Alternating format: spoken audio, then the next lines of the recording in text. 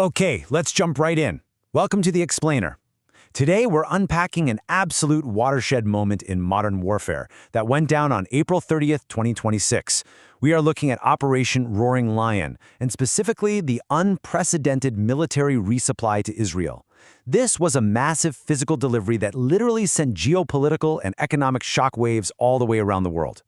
Now, to really grasp the stakes right out of the gate, we have to look at how the military brass actually views this operation. Take Major General Amir Baram, the Director General of the Israeli Ministry of Defense. He called this massive air and sea bridge the central tool for maintaining national readiness. So, this isn't just about moving shipping containers from point A to point B. This is about absolute survival in a region that's constantly ping-ponging between brittle ceasefires and massive renewed escalations. And guys, the physical scale of this thing, it is genuinely hard to overstate. 6,500. That is the exact tonnage of advanced weaponry, munitions, and combat vehicles that were dropped into the ports of Ashdod and Haifa in a single 24-hour window. To put that into perspective, this delivery velocity completely shatters the previous logistical records set way back during the 1973 Yom Kippur War. So here's our roadmap for today's explainer. First, we're going to look at the mind-bending logistics of that 24-hour weapon surge. Second, we'll cover the tactical shifts and some terrifying new drone tech. Third, we'll dive into the politics driving all this defense. Fourth, we're navigating global choke points. And finally, number 5, we're unpacking the global ripple effect, how this is hitting wallets everywhere. Okay, Section 1, the 24-hour weapon surge. Let's look at the logistics. So the fundamental military reason the U.S. is rushing all this heavy equipment to the IDF really boils down to just 2 words: magazine depth. In simple terms, this is the stockpile of munitions you need to fight a multi-front war without literally running out of bullets. Back during the 12-day war in 2025, Israeli interceptor and smart bomb stocks got dangerously low, which really tied the hands of their commanders. This massive April 30th surge, it was designed to guarantee that never happens again. And it's super interesting to look at the exact makeup of those 6,500 tons. It wasn't just random gear. We're talking thousands of BLU-110A and BLU-11 bombs, which are absolutely crucial for busting hardened nuclear sites and IRGC command nodes. We also saw a ton of Joint Light Tactical Vehicles, or JLTVs, to replace assets lost in ground combat. Plus, they brought in highly specialized kits to restock the Arrow 3 and David's Sling air defense networks right after they had to swat down multiple Iranian ballistic missile salvos. Now, this shows a brilliant strategic pivot that unfolded in just a few short months. The jump in volume is just staggering. Look, back in early March, they were relying on cargo planes, moving maybe 1,000 tons a week. But by April 30th, they had completely transitioned to these massive maritime sealifts, hauling 6,500 tons in a single day. Basically, all those early logistical bottlenecks were totally ironed out. A massive shift that reportedly happened right after Defense Minister Yoav Gallant flew to Washington to clear those exact hurdles. All right, Section 2, drones and tactical shifts. Let's talk about the tech gap.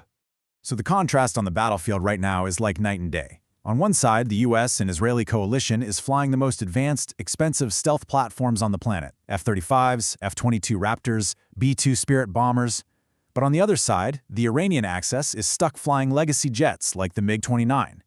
Because they absolutely cannot compete in the sky, they've totally shifted gears to asymmetrical warfare, leaning super heavily on cheap horizontal escalation weapons like the Shahed loitering munitions. And that brings us to a really terrifying new reality on the ground.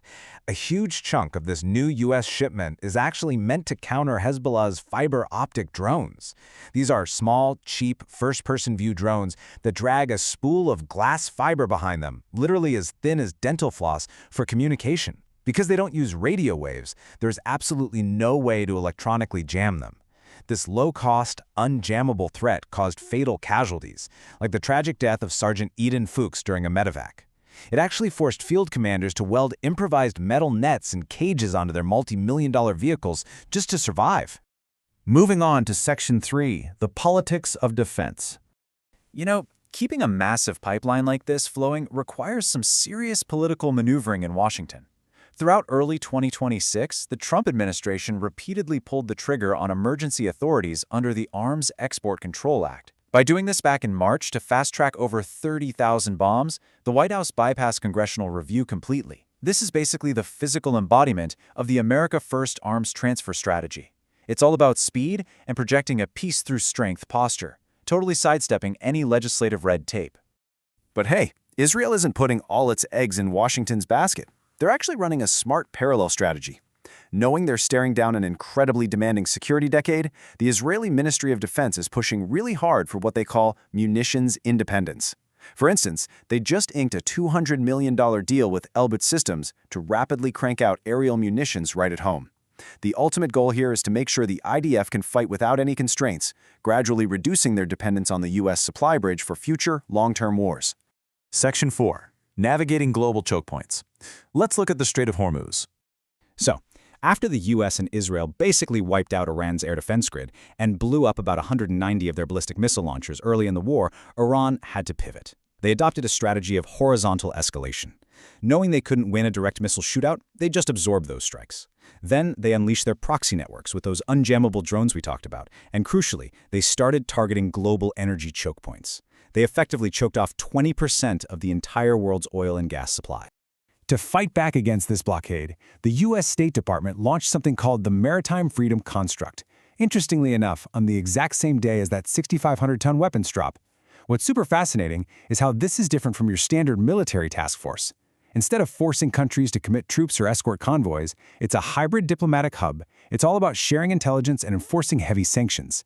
And notably, this construct explicitly leaves out Russia and China, which really highlights the deep, growing geopolitical fractures defining this war in 2026. And finally, Section 5, the global ripple effect. The economic reality here is just brutal. This isn't just a localized conflict, it is absolutely hammering daily life everywhere. Thanks to the naval blockade and the chaos in the Strait of Hormuz, Brent crude oil prices have literally doubled since the war kicked off. To put that in perspective, the European Union is bleeding roughly $600 million every single day because of this, sparking massive fears about jet fuel shortages and runaway inflation. And over in Israel, the direct economic damage from the war is estimated at a staggering $50 billion. But the complexity doesn't end with money. It extends right into international norms. Think about this juxtaposition. On April 30th, the exact same night those 6,500 tons of heavy weapons rolled into Ashdod and Haifa, a totally different maritime event was happening near Crete. The Israeli Navy intercepted the global Samud flotilla. This was a 58-vessel humanitarian mission loaded with food and medical aid bound for Gaza. Naval forces jammed their radar, boarded them in international waters, and arrested around 175 activists. Now, Prime Minister Netanyahu praised the Navy for a complete success, while organizations like Amnesty International strongly condemn the raid as an unlawful act. It's a stark, highly controversial contrast playing out on the exact same day. Yet despite all this, the massive economic drain, the domestic friction, the U.S. administration is standing its ground. President Trump posted that the clock is ticking for Tehran, making it crystal clear the U.S. feels zero pressure to back down until Iranian military and nuclear capabilities are totally dismantled. It's a stance that is driving massive, record profits for U.S. defense giants like Boeing, even while members of Congress are demanding to know what the actual endgame is and what this will ultimately cost the American taxpayer. Which leaves us with this final, really provocative thought to chew on. Yes, the logistics of that April 30th surge absolutely prove that the US and Israel can sustain this massive supply chain. But as the entire globe deals with doubled oil prices, choked off supply routes, and a deeply fractured international community, we really have to ask, can operational superiority actually be maintained indefinitely, and at what ultimate global cost? It is a profound, messy tension between military success and its sprawling economic fallout. Thanks so much for joining me on this explainer, and as always, keep questioning what you see.